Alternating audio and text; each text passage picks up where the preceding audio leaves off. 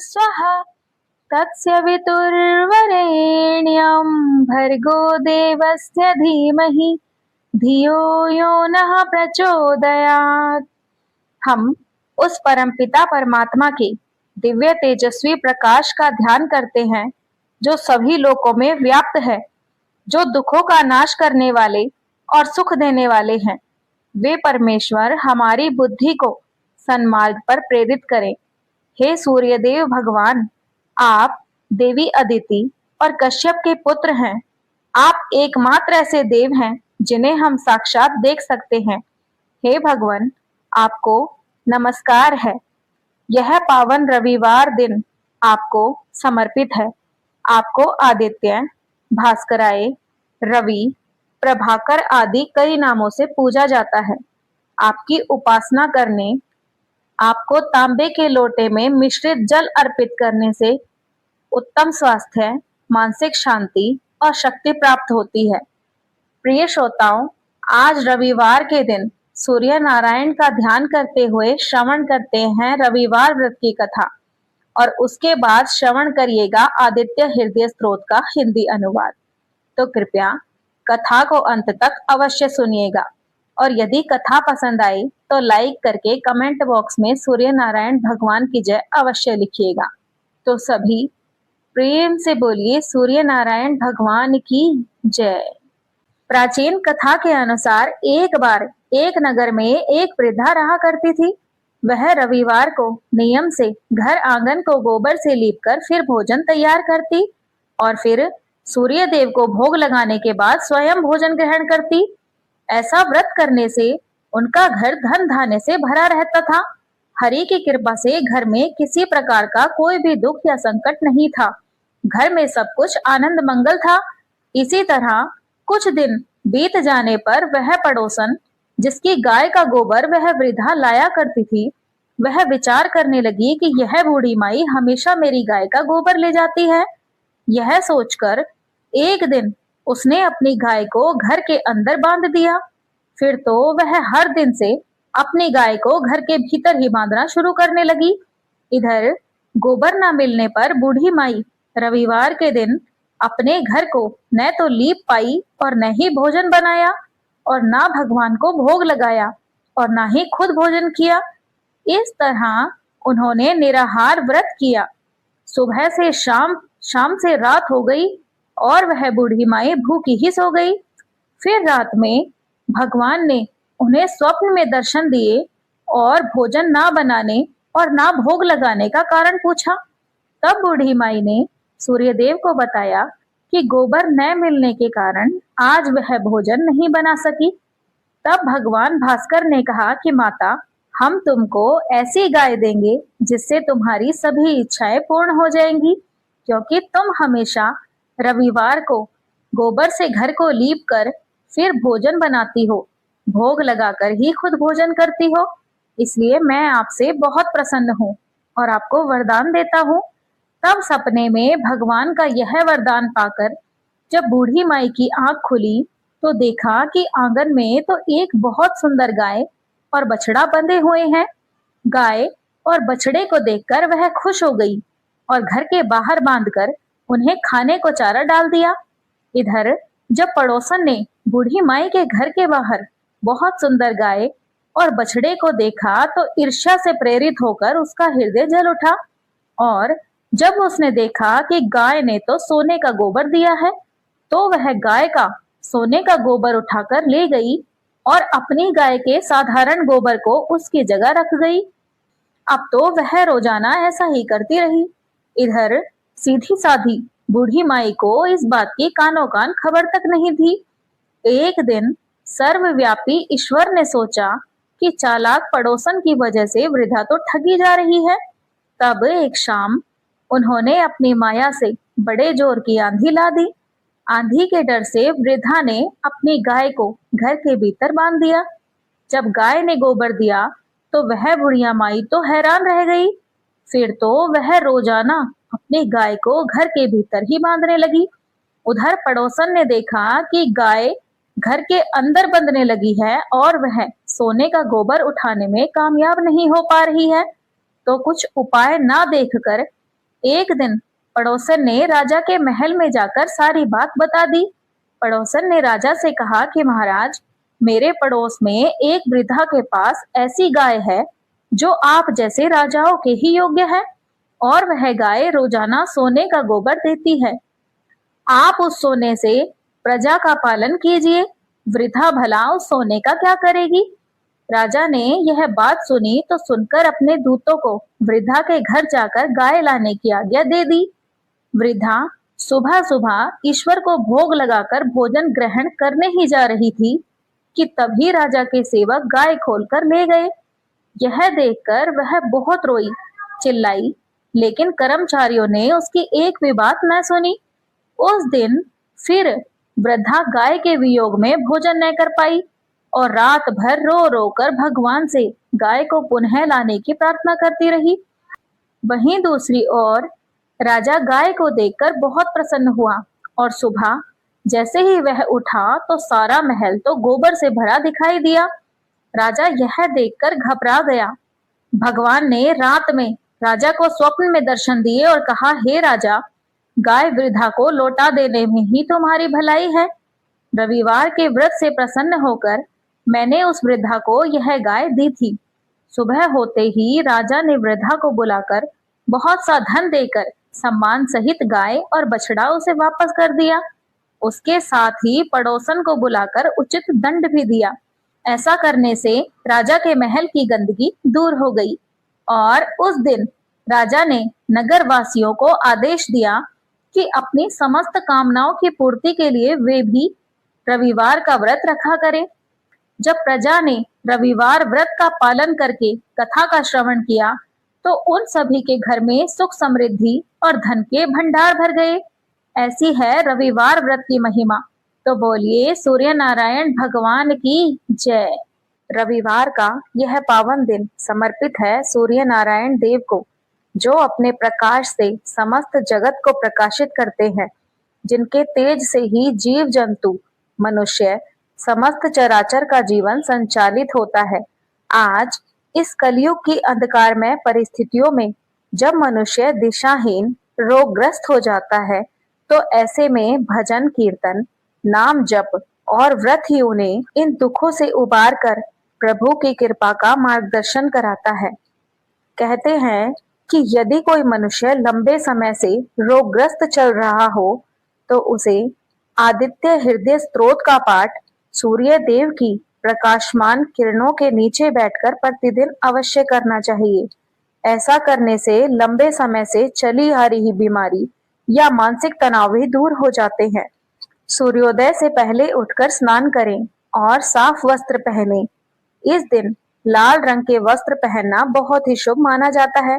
पूजा स्थल पर चौकी बिछाकर सूर्य भगवान की प्रतिमा या तस्वीर स्थापित करें और उनके समक्ष व्रत का संकल्प लें। एक तांबे के लोटे में जल भरकर उसमें लाल चंदन, लाल फूल, अक्षत और गुड़ मिलाकर सूर्य देव को अर्घ दें। अर्घ देते समय जल आपके पैरों पर न गिरे, इसका खास ध्यान रखें। सूर्य देव के सामने बैठकर ओम घृणी सूर्याय नमः या ओम सूर्याय नमः मंत्र का कम से कम 108 बार जप करें। इसके बाद आदित्य हृदय स्तोत्र का पाठ करें और रविवार व्रत की कथा सुने या पढ़ें। घी का दीपक जलाकर सूर्य देव की आरती करें। सूर्यास्त से पहले या सूर्यास्त के बाद एक समय भोजन करें। इस भोजन में नमक का प्रयोग न करें। गुड़ और चावल मिलाकर या दूध चावल की खीर इस व्रत में आप खा सकते हैं। इस दिन गरीबों को गुड़ और तांबे का दान करना बेहद ही शुभ माना जाता है। इस दिन नमक और तेल का सेवन न करें। फलाहार में भी नमक नहीं डालना चाहिए। यह व्रत 30 या 12 रविवार तक रखने का विधान है। अब सुनिए श्री आदित्य हृदय स्तोत्र का हिंदी अनुवाद।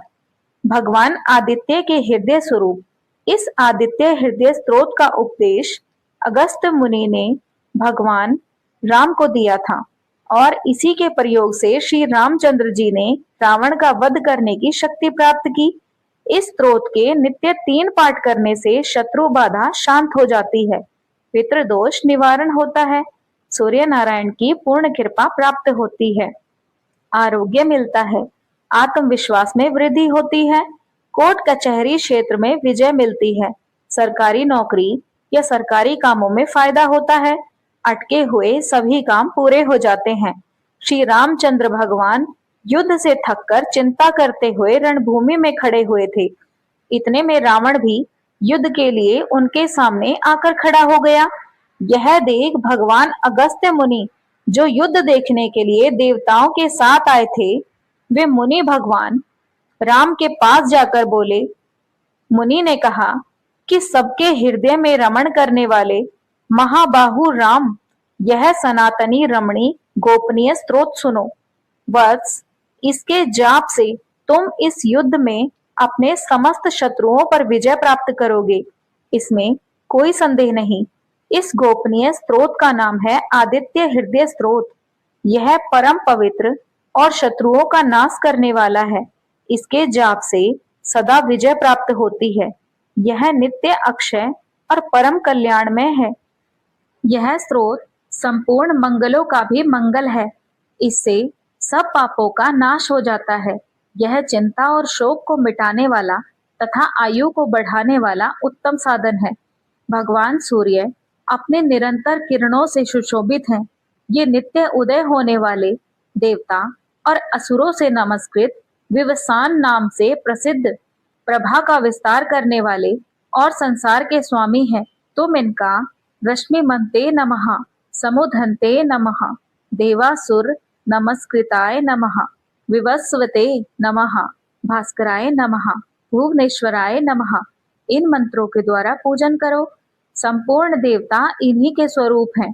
ये तेज की राशि तथा अपनी किरणों से जगत को सत्ता एवं स्फूर्ति प्रदान करने वाले हैं। ये अपनी रश्मियों का प्रसार करके देवता और असुरों सहित समस्त लोकों का पालन करने वाले हैं। भगवान सूर्य ब्रह्मा, विष्णु, शिव, स्कंद, प्रजापति, महेंद्र, कुबेर, काल, यम, सोम एवं वरुण आदि में भी प्रचलित है। यम, चंद्रमा, वरुण, पितर, वसु, साध्य, अश्विनी कुमार, मरुदगण, मनु, वायु, अग्नि, प्रजा, प्राण ऋतुओं को प्रकट करने वाले तथा प्रकाश के पुंज हैं। इनके नाम है आदित्य, सविता, सूर्य, खगपूषा, गभस्तिमान, सुवर्ण सदृश्य, हिरण्यरेता, दिवाकर, अंधकार को दूर करके प्रकाश फैलाने वाले, हरिदश्व, सहस्त्रार्ची, सप्तसप्ती, मरीचिमान, तिरोमंथन, शंभु, त्वष्टा, मार्तंडक, अंशुमान, हिरण्यगर्भ, शिशिर, तपन, अहस्कर, रवि, अदितिपुत्र, शंख, शिशिरनाशन, व्योमनाथ यानी आकाश के स्वामी, तमभेदी, ऋग, यजु और सामवेद के परगामी, धन वृष्टि, अपाम मित्र जल को उत्पन्न करने वाले, विंध्य विथि प्लवंगम यानी आकाश में तीव्र गति से चलने वाले, आतपी, मंडली, मृत्यु, पिंगल यानी भूरे रंग वाले, सर्वतापन यानी सबको ताप देने वाले, कवि, विश्व, महातेजस्वी, सर्वोद्भाव सबकी उत्पत्ति के कारण, नक्षत्र, ग्रह और तारों के स्वामी, जगत की रक्षा करने वाले, तेजस्वियों में भी अति तेजस्वी, द्वादशात्मक हैं। इन सभी नामों से प्रसिद्ध सूर्यदेव आपको नमस्कार है। पूर्व गिरी उदयाचल तथा पश्चिमी गिरी अस्ताचल के रूप में आपको नमस्कार है। ज्योतिर्गणों, ग्रह और तारों के स्वामी तथा दिन के अधिपति आपको प्रणाम है। आप जय स्वरूप तथा विजय और कल्याण के दाता हैं। आपके रथ में हरे रंग के घोड़े जुते रहते हैं। आपको बारंबार नमस्कार है। सहस्त्रों किरणों से सुशोभित भगवान सूर्य आपको बारंबार प्रणाम है। आप अदिति के पुत्र होने के कारण आदित्य नाम से भी प्रसिद्ध हैं। आपको नमस्कार है। उग्र, वीर और सारंग सूर्यदेव आपको नमस्कार है। कमलों को विकसित करने वाले प्रचंड तेजधारी मार्कंड को प्रणाम है। सुर आपकी संज्ञा है, यह सूर्य मंडल आपका ही तेज है।